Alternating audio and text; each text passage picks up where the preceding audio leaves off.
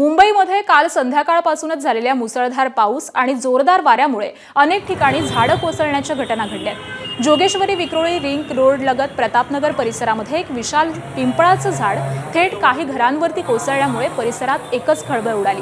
त्यावेळी कुटुंब घरात जेवण करत होतं, मात्र सुदैवानं कुठलीही जीवितहानी झाली नाही।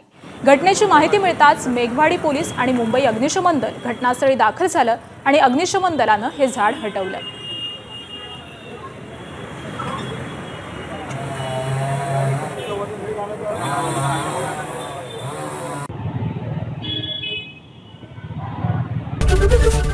एबीपी माझा, उघडा डोळे बघा नीट।